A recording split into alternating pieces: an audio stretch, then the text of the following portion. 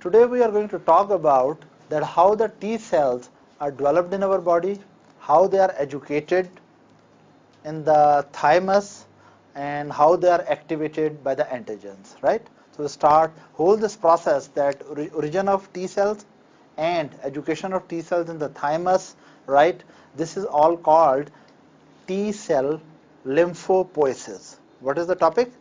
T cell lymphopoiesis, right? So that from where the T cells come, what is the role of thymus in the maturation of T cells, and what happens to T cell once they shift from the thymus to the blood and to the lymphoid tissue. Is that right? So let's start. Actually, the origin of T cells, like other blood cells, is from the bone marrow, in the adult especially, right? Or even in children. First, really, before we start the development of T cells, we should talk about the development of the blood cells. In the development of human being, blood cells develop from which organ first of all?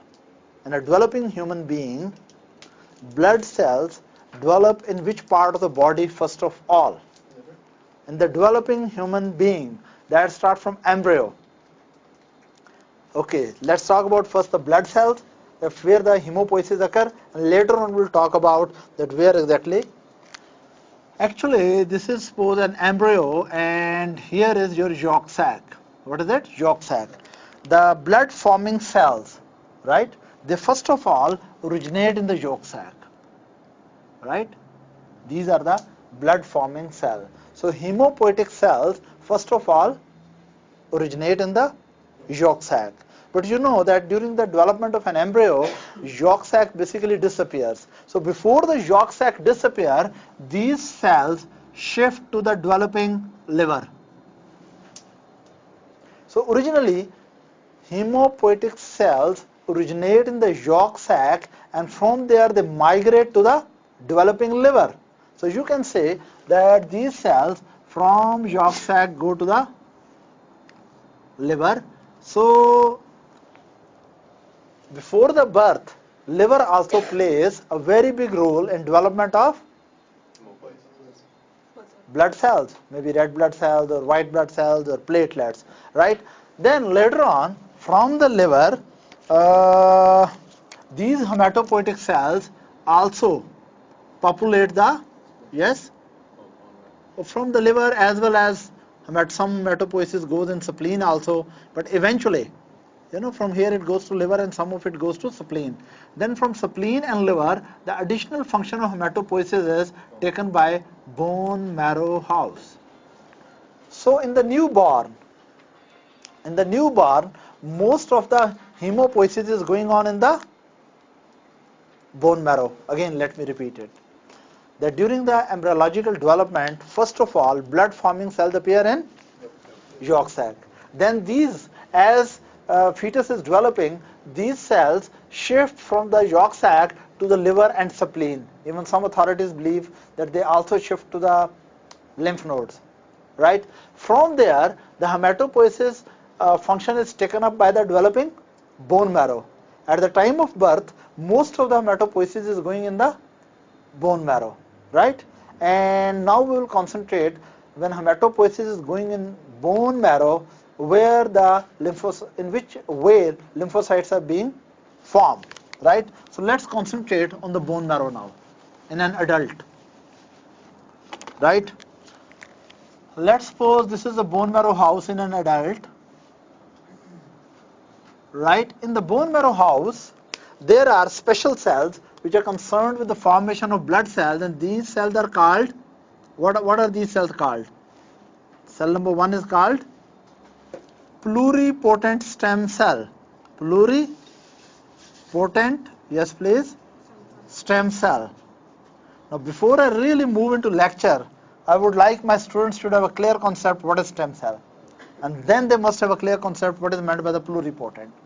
So who is going to tell me that what is your concept? Have you heard of stem cells? So many times, isn't it? What is stem cell? Is every cell in the body a stem cell, or stem cell are very unique cells? What is special thing about stem cells? They can differentiate into any kind of cell. Look, any cell which can differentiate into any other type of the cells, that is called totipotential. which has the total potential. Zygote is the most wonderful totipotential cell. Zygote is the most wonderful totipotential cell because zygote has a full potential to make any tissue of the body. Is that right? But I want to know what is stem cell. Yes, any one of you, you're not sure, you don't know stem cell? It's something you hear all the time, but you don't know exactly how to... Okay, this is, so she has defined stem cell as something which keep on hearing but you don't know. I think this is a definition no one knows. Anyone has a better concept of what is stem cell? Because stem cell is something you should really know as medical personnel, that now they say there are stem cells in almost every tissue. No idea. Okay. Yes, Imad. Be cultured into making tissues or making other organs? Right, this is what media is telling you. But I'm asking you the very basic concept, what is a stem cell? You see, why I'm putting so much time right now, because I know I have to teach you all the pathology, and this word will come 10,000 times again. So once forever I want to settle the issue. What is stem cell? Let me tell you before you tell me something more new. Listen. In the bone marrow, you know there are erythroblasts. Erythroblasts are stem cell or not? Are they stem cells or not? No. Why they are not stem cell? Because they're erythroblasts. Okay, he has again very good definition, because erythroblasts are erythroblasts, so they are not stem cells, right? But I will tell you some better way to talk about erythroblast and stem cell. Let me tell you. If you put here an erythroblast, this is a culture dish. If you put an erythroblast here and give it proper hormones and give it proper nutrition and proper sportive environment, after some time, these erythroblasts will start forming RBCs, red blood cells, and over the given time, all the erythroblasts will burn out into RBCs. Such cell cannot be stem cell, because the problem with the erythroblast was, even though it was a precursor of the RBCs, that erythroblast can give rise to many RBCs, but eventually all of the erythroblasts convert into RBCs and no erythroblasts is left in the end. But let's imagine another cell. We take this stem cell from here. We take this stem cell here. This stem cell, through one pathway, make erythroblast. And then these erythroblasts goes into RBCs.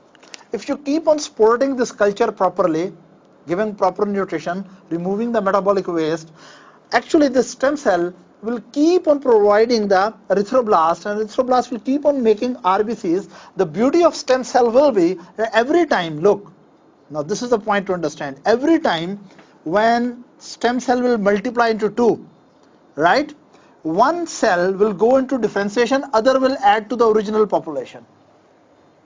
The beauty of the stem cell is, this is a type of cell, whenever it multiplies, it still maintains its own population. But erythroblast, when it multiplies, does it maintain its own population? Never. So this is the major difference in stem cell and other precursor cells, right? Because many students are confused about the stem cell and the other precursor cells. Precursor cell is a cell which multiplies and eventually differentiates into more functional cells. But when a cell is multiplying and giving rise to mature tissues, right, during that process, if it maintains its own population, then it should be considered stem cell. Is that right? But if a cell is multiplying and eventually all the original cell burn out into the product and nothing is left behind, then it is not a stem cell. From today onward, you are clear what is stem cell? Very clear. Then different stem cells have different potential to make different type of tissues. When we say that the totipotential stem cell, it means the stem cell has a potential to make any tissue in the body. As I told you in the beginning, that basically zygote, right, that is a totipotential stem cell, because zygote has a capability to make all the tissues of the human body. Is that right? But when we talk about this particular stem cell, I said this is pluripotent stem cell. Pluri means many. It can make many types of cell, but it cannot make all type of cells. So this cell in the bone marrow is not totipotential. This cell in the bone marrow is not totipotential. But because it can make RBCs and WBCs and platelets, so even though it is not totipotential, but because it is still making many cells, so we call it pluripotent stem cell. Is that clear? That bone marrow has pluripotent stem cells.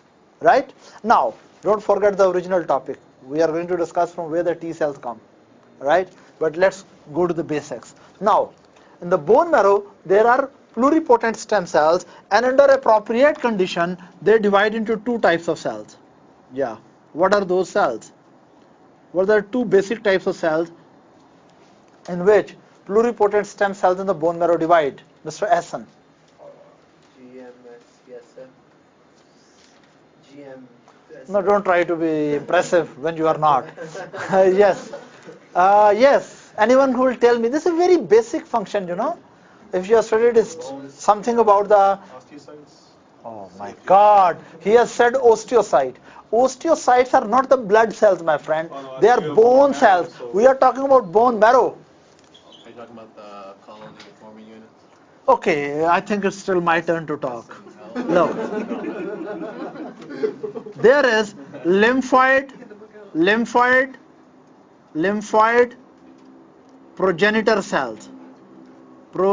cells, and there are myeloid progenitor cells. You will hear many things in your life first time. You are in the process of learning, right? There are lymphoid progenitor cells and the myeloid progenitor cells. These are the first two divisions. Because as you will grow up in medical career, you will know that if this cell is damaged, result will be different. But if this cell is damaged, these products are coming, only those are deprived. Is that right? So there are lymphoid progenitor cells and the myeloid progenitor cells. Is that right? Yeah, you are thinking, where is the erythroid progenitor cell? I thought that they all came from like the colony forming units. No, colony forming unit will form later on. Because name of the colony forming unit means they will make one colony. Yeah. Maybe colony of only RBC. We are still very much primitive level. Right? Colony forming units will form from these. Is that right? So there is pluripotent stem cell which divide into lymphoid progenitor cell and myeloid progenitor cells. Then what happens? Then lymphoid progenitor cell is supposed to provide you with lymphoid tissue, lymphocytes. That is supposed to provide you with lymphoid cells. Of course, that should provide you for the T cells, for the B cells, and for the natural killer cell. But I will tell you that T cells are not formed here. They will be formed in thymus. But actually these cells are the grandfather of T cells, B cells, and natural killer cells. Is that right? And myeloid progenitor cells, they are the grandfather of, they give rise to what? Please tell me.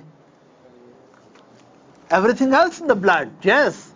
They give rise to, later on we'll discuss RBCs and platelets and all other white cells other than the lymphocytes, like granulocytes, which will convert into neutrophils and eosinophils, basophils, right? All the white cells, these cells make all the white cells except lymphoid tissue, lymphocytes, plus platelet and RBCs. So it means that erythroid series are coming from the myeloid series. Erythroid series is coming from myeloid series. Then megakaryoid, that is platelet series. Megakaryoid series is also coming from myeloid series. And all the white cells other than the lymphocytes are also coming from the myeloid series. Let's recap. The very, very great grandfather in the bone marrow is pluripotent stem cell, which gives two divisions. That is myeloid division and lymphoid division and myeloid division. Lymphoid division will eventually make the T cells, B cells, and natural killer cells, right? And myeloid series will make RBCs, platelets, and all the white cells except platelets, except lymphocytes. Is that clear? Where are monocytes made? They are part of this game. If you really want to know it properly, he's asking where are the monocytes. Okay, let me make it properly. Because this is something you should be really clear. This is your bone marrow. right? And here is your, just you tell me, pluripotent stem cell, right? This will divide into two lineage, that is lymphoid progenitor cells and yes, myeloid progenitor cell. Lymphoid progenitor cells eventually, right, will make the T cells, they will make the B cells, and they will make the natural killer cells. Is it right? But remember, T cells will be actually trained in thymus. We'll discuss that later. Myeloid series divide into primarily two things, rather three things. That divide into erythroid megakaryoid stem cells. Erythroid megakaryoid stem cells. It may granulocyte, monocyte, colony forming unit my friend was talking about. And then it makes, yes, eosinophilic primitive cell, right? Early cell, eosinophilic, which is a eosinoblast. Now this series divide again into two. Erythroid colony forming unit and megakaryoid colony forming unit. And then erythroid will eventually go into erythroblast, and then progressively through normoblast, eventually they will make RBCs, right? And what is this? They are going to make platelets, so they will basically go into megakaryoblast, which are multinucleated, and then megakaryocytes, and eventually they will give rise to platelets. Is that right? From here they are coming RBCs, right? Let's suppose here is your circulation. Fine. Then you are left with granulocyte monocyte series. This will divide into two: granulocyte colony forming unit and monocyte colony forming unit, right? This granulocyte series will divide eventually through multiple steps into two cells. Number one, neutrophils, and number two, yes, what is that? Basophils. So this will provide neutrophils, and with that it will provide, yes, basophils. Right? Now, these basophils have blue granules. These have, they are granulated but below. And what is this funny thing? Colony forming unit for monocyte. This will give rise to, what is that? Monocytes. And these monocytes will go into blood. Is that right? Later on you will learn that it will go into different tissues and become resident monocytes. For example, some of the monocytes go into central nervous system and they are called microglia. Have you heard of it? In the central nervous system. Some of these will go to the lungs, and when they go to the lungs, they become alveolar macrophages. Some of them will go to the liver and they will become Kupffer cells. Have you heard of them? Some of them will go to the kidney and they will convert into mesangial cells. Some of them will go to the bone, and in the bone they will convert into, yes, they will convert into bone. In the bone, what they will make? Osteo something. Yeah, osteo something. What is that something? Osteoclast. Osteoclast. Is it right? This is about monocyte derivatives. And of course, some monocytes keep on circulating, and some during inflammation come into tissue. They are called also macrophages. But these are with the, normal resident monocytes into tissues. And these are when during inflammation they come out. Am I really clear? Have you heard of things like that? Now you understand from where they are coming. And here is your friend, eosinophilic series. And they make a cells which are bilobe nucleus. And with which type of granules? Red granules. That is why they are called eosinophils. Is it right? So eosinophils have red nucleus. Eosinophils have bilobe nucleus with red granules. Basophils have kidney-shaped nucleus with which granules? Blue granules. Neutrophils have multilobated nucleus with which color of granules? Neutrophils. They're both granules. Red and blue, oh my God. They are both granules. Neutrophils are granulocytic cells, isn't it? Oh my God. Right? So there are three types of granulocyte.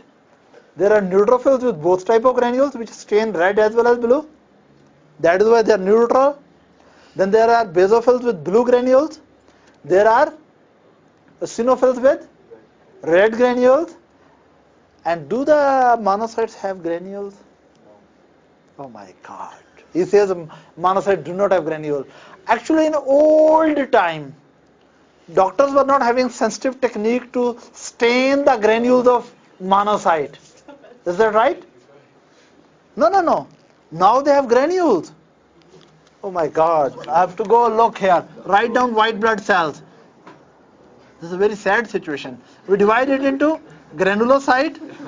Granulocytes is a classical, primitive classification, and non-granulocyte. Non-granulocyte. Granulocyte has three types of cells. Right? They have neutrophils. They have eosinophils. And they have basophils. Why we call them granulocyte? Because with the simple stains like Giemsa stain, their granules take up very readily colors. Basophil take blue, their granules take blue, and what is this? Eosinophils take red granules, and your neutrophil take blue and red both. Then there are non-granulocyte. There are two types in the non-granulocyte. There are monocytes, which are kidney-shaped nucleus, and other is, yes please, lymphocytes. You must know really how to draw them. Right? Now, lymphocytes have very big nucleus and little cytoplasm. And monocytes of macrophages are irregularly shaped with a kidney-shaped nucleus. Right? Now, do you think these have granules? They do have granules. You keep on hearing that lysosomal enzymes are there. Is that right? Only by the early stains, they were not easily stained. So doctor thought they are not non-granular cells. But actually they are granulated. But still we say they are non-granular by staining, by Giemsa staining or simple staining. But actually, please, just from remembering, make granules. They are, right? Don't put the color on them. Right? And even some of the lymphocytes are also granulated. Especially natural killer cells are granulated cells. Is that right? Am I clear? Right? We keep on talking about that macrophages have granules and they release their, enzymes. Is that true or not? Yeah. So, even about the lymphocyte, we talk about T cytotoxic lymphocytes are having granules with granzymes and other things. Right?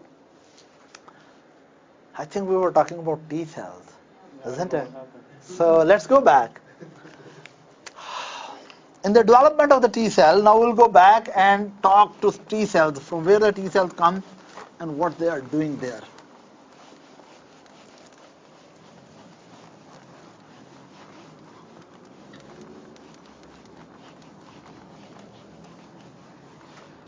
The development of the T cells, let's start again. We have to start from, yes please, from bone marrow. Is that right? And from the bone marrow, we will start from this original cell. What was it? Pluripotent stem cell. And now I hope you know that this stem cell, primarily when it divides into two types of cells. That divides into, yes, myeloid progenitor cell, and what is here? Lymphoid progenitor cell. Is that right? Some of these lymphoid progenitor cell convert into lymphoid stem cell. What is this? Lymphoid stem cell. These lymphoid stem cells will come into circulation. Now we will not talk about other cells. We will concentrate on our present business, which is about the T cells. These lymphoid stem cells come into circulation. Lymphoid stem cells. These lymphoid stem cells are attracted to the thymus. Is that right? They are attracted to the thymus under a product which is produced by thymus. Thymus produces a substance which attracts the lymphoid stem cells to accumulate into thymus. What is that product in the thymus? Let me make a thymus. Okay, thymus in the center has medulla, and this is the, okay, I'll make a very simple diagram of thymus. Normally thymus is usually bilobed structure,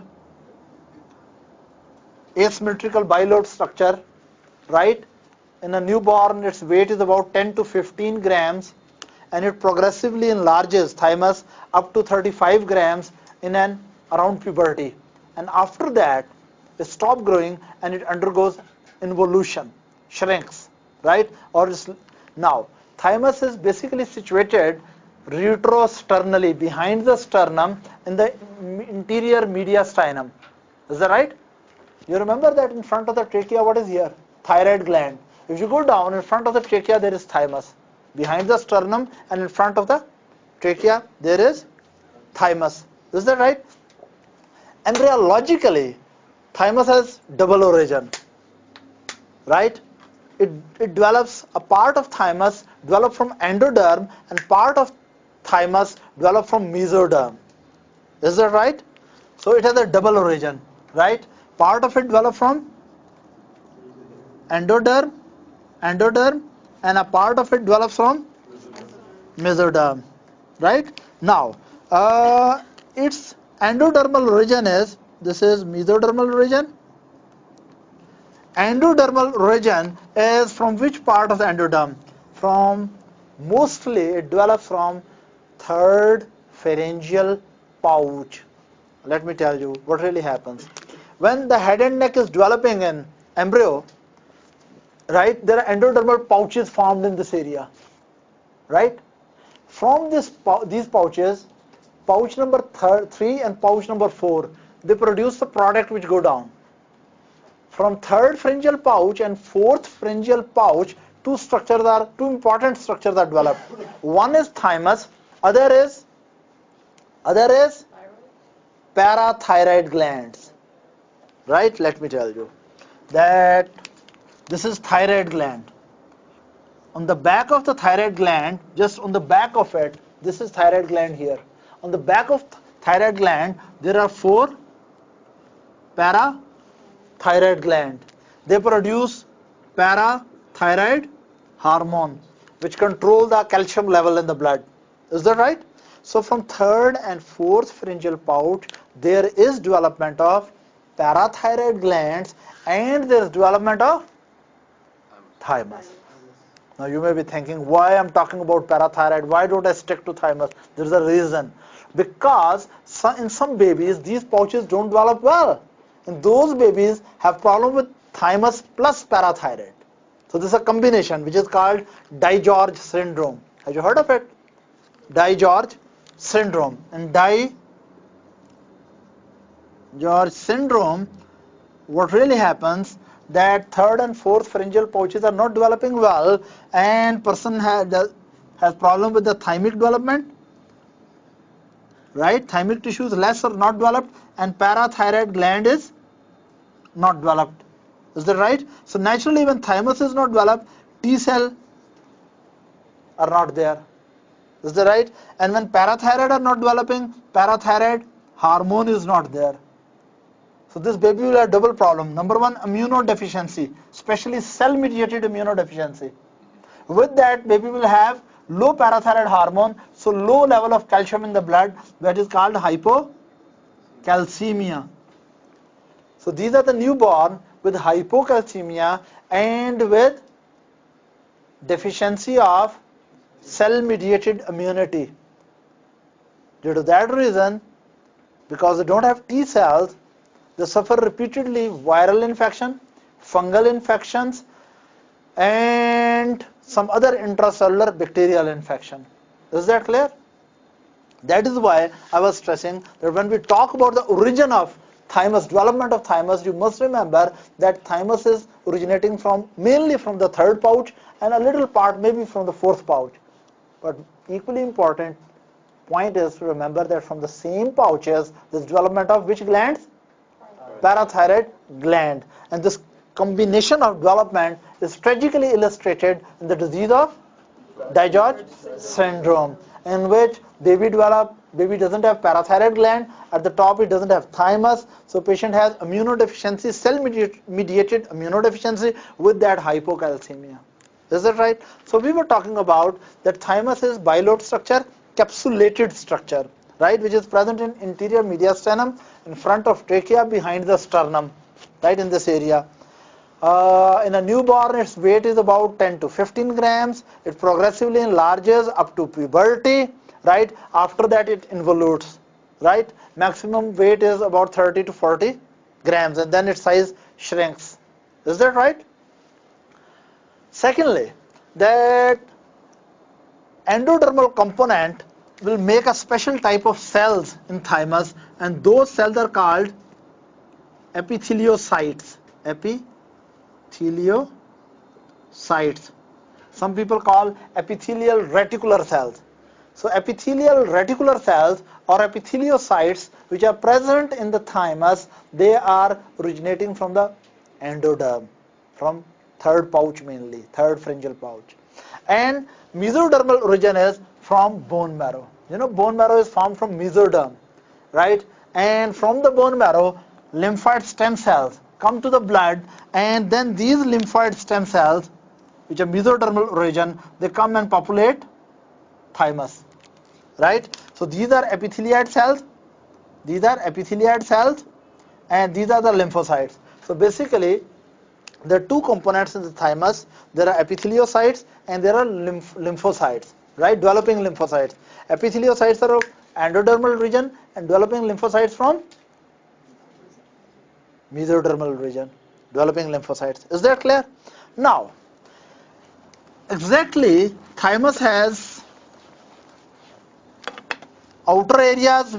I'm making a very simple diagram, and thymus is having deeper layers. Now, thymus is capsulated structure. This is one thing. This is a capsule, and capsule is made of connective tissue. It's a capsulated lymphoid tissue. This outer part of the thymus, and from this capsule there are septa coming in. From this capsule there are septa which are coming in. Now, these outer part, right? These outer part are called cortex. These are cortex. And this inner part are called medulla. So thymus is a capsulated structure. Thank you very much. Thymus is a capsulated structure, and it is having cortex outward. It has multiple lobules. Actually, septa divide into lobule, and every lobule has cortex outside and medulla inside. Is that right? In deeper structure. No problem up to this? Actually, these lymphoid stem cells will enter into cortex. Here they will start their development, and all the training of the lymphocytes is in the cortex. So cortex has developing lymphocytes. Is that right? But once the lymphocytes are fully developed, is that right, they come into medulla. So if I asked you a question that in the thymus in which region there are developing lymphocytes, answer must be cortex. And fully developed lymphocytes are going to medulla. This is one thing. Secondly, yes? So in the cortex, are they immuno-incompetent? Yeah, they are not immunocompetent in the cortex. They are undergoing training. I will talk about this training in detail within few minutes. First, we are making a general concept that there is something called thymus which is present over here. It is coming from third pharyngeal pouch, and some of its lymphocytes are coming from mesoderm, and whole capsule has septa going in, and these septa divide into multiple lobules, and every lobule has cortical area outside and medullary area inside.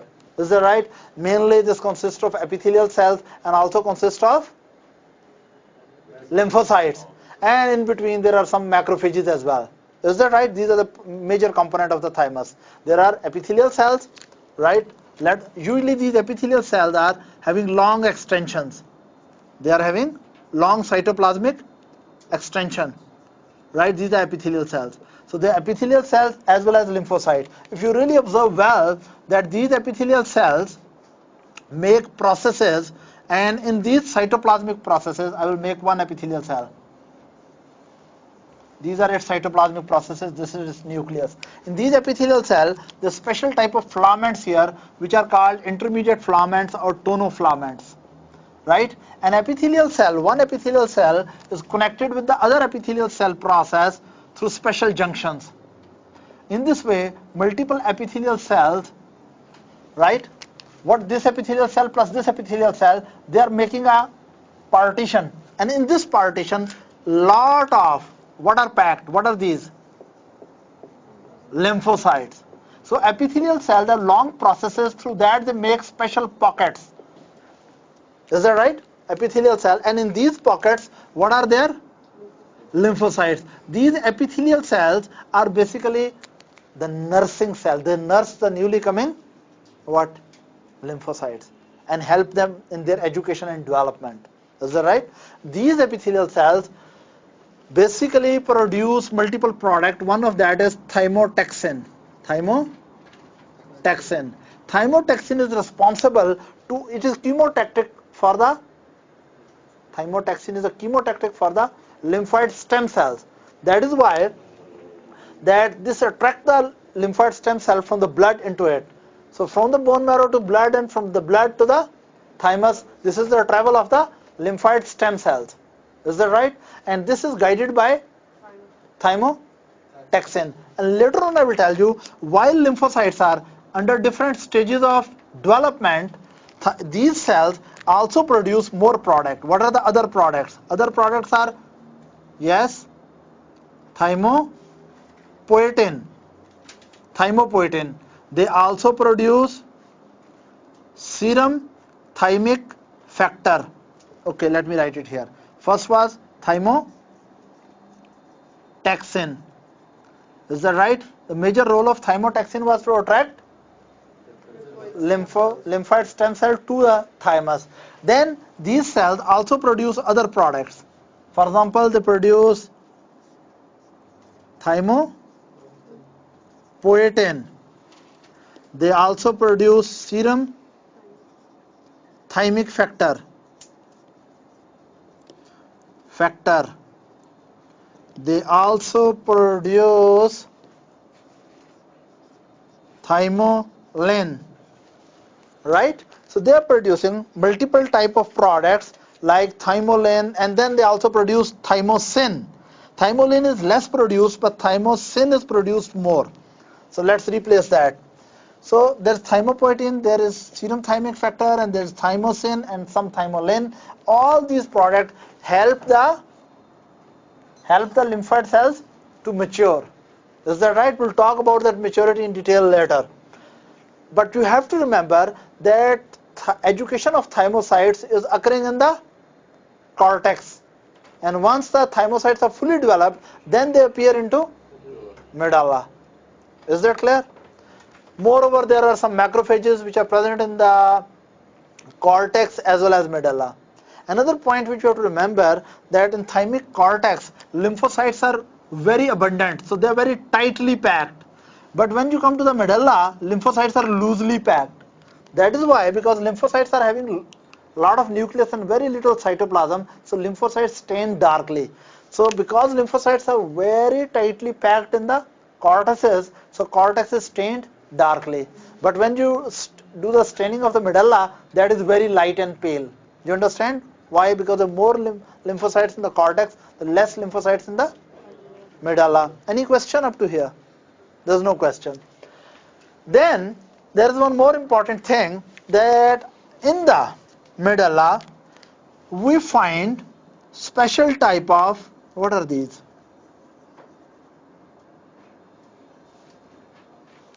Special type of epithelial cell aggregates in circles, concentric aggregates of epithelial cells.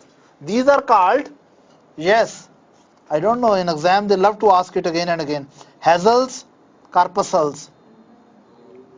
These are called Hazel's corpuscles, and they may have also keratinization. As your age increases, they get more keratinized. Keratin protein may be deposited on that.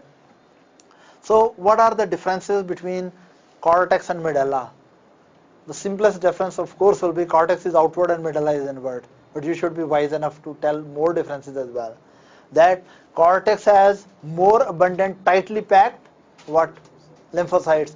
And medulla has loosely packed, less lymphocytes. Cortex is responsible for the development and maturation of the lymphocytes. Right? So immature lymphocytes are present in the cortex. In the medulla, mature lymphocytes are present there. Is that right? In the cortex, multiple, what are these cells? Epithelial cells are interconnected with each other to make special private area in which lymphocyte development is going on. Is that right? Then another important thing, in the medulla, there are concentric rings of epithelial cells, maybe multiple, which are called Hazel's corpuscles. What Hazel corpuscles represent? They represent the remnants of epithelial tubes from the pouches. The structure was developing from the third pharyngeal pouch. So from the pharyngeal pouches, endodermal pharyngeal pouches, special epithelial tubes come. Right? These were probably remnants of those tubes. Is that right? Again, another thing. In the cortex, but not in the medulla, in the cortex, there is blood-thymus barrier. Have you heard of blood-thymus barrier? What is that? Okay, let me tell you. Actually, we want to provide development of the lymphocytes in a very, very private environment. We don't want all the antigens in the blood should disturb the development of the lymphocytes. So what really happens, suppose this is a endothelial, what is this? This is a, suppose, blood vessel passing through the cortex. Is that right? Actually, this blood vessel should be lined by, if this is capillary, it should be lined by which cells? Endothelial cells. These are endothelial cells. These endothelial cells make a continuous layer and they are having special tight junctions here so that things cannot pass through them easily. Then under the endothelial cells, what should be there? Basement membrane of endothelial cells are resting on a basement membrane, basal lamina. Then there is another basal lamina with some connective tissue cells. So there is double basal lamina. And against this basal lamina, what is this cell? Yes, please. What are these cells? Epithelial cells. They give the processes which are flattened against it. In this way, they are making us some sort of biological, yes, barrier.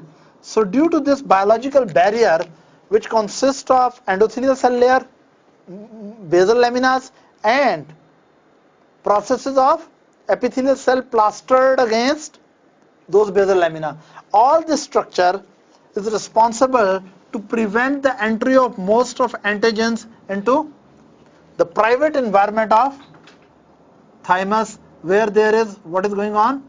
Development of lymphocytes. So this whole component from here up to here, this is called blood-thymus barrier. So you understand what is blood-thymus barrier? What is the, first of all, you should know that what is the purpose of this barrier. This is a special barrier which is present between the blood and the thymic cortex. This barrier is not present in medulla, right? The purpose of this is to develop a very secluded and private microenvironment in the thymic cortex in which lymphocytes are developing. Is that right? So that antigens which are very commonly present in the blood should not interfere with the development of thymocytes in the thymic cortex. Is that right? This blood thymus cortex consists of endothelial cells and tight junctions between them, right? This consists of what things? It consists of, you can say, tight junctions between the endothelial cells, then basal lamina, and then processes from the, what are these cells? Thymic epithelial cells. Is that clear? Any question up to this? There's no question, right? Now we will talk about in detail that within the thymus how immature T cells are developed. But we'll talk about this after the break.